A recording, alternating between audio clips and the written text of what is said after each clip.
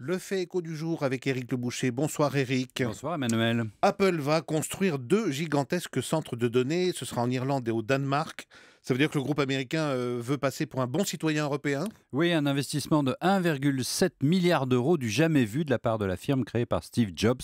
Et vous avez raison Emmanuel, Apple veut faire la preuve qu'il est un bon citoyen au moment où Bruxelles a engagé une bagarre contre les groupes d'Internet américains, la fameuse bande des quatre du GAFA, Google, Apple, Facebook et Amazon.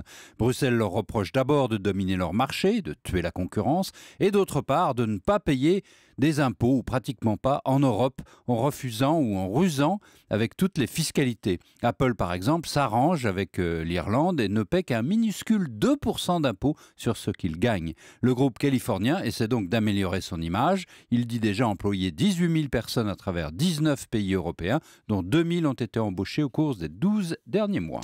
Et donc il va désormais européaniser ses centres data. Oui, le déséquilibre entre l'Amérique, cyberpuissance, et les autres est immense. Vous savez qu'il y a 450 000 centres de données aux États-Unis, 5 fois plus que dans tous les autres grands pays réunis. Ce n'est pas logique, il y en a très peu en Europe. Le trafic de données sera multiplié par 3 d'ici à 2018.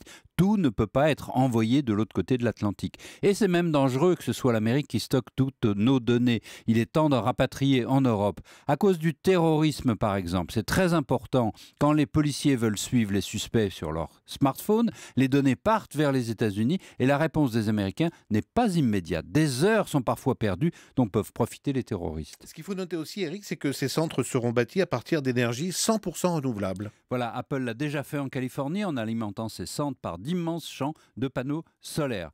Apple en Europe va se tourner sans doute vers un mix énergétique plus large, pas uniquement solaire, parce qu'en Irlande, il n'y a pas tellement de soleil. Et parce qu'il peut y avoir aussi des coupures. Oui, c'est amusant de voir qu'Apple lance son projet le jour où l'on s'interroge sur ce qui va se passer le 20 mars. Ce jour-là, l'Europe connaîtra une éclipse totale et les électriciens en prennent conscience avec peur. Un peu comme, souvenez-vous, les informaticiens au moment du bug de l'an 2000. Cette fois, le soleil va se cacher en très peu de minutes. La production de l'électricité sera arrêtée brutalement. Les centres charbon-fuel n'auront pas le temps de prendre le relais. Le risque est celui d'une grande perturbation des réseaux en Europe. Personne n'avait trop réfléchi aux éclipses auparavant. Le 20 mars va servir de test en vraie grandeur. Le tout écho avec Éric Le Boucher. Merci Éric.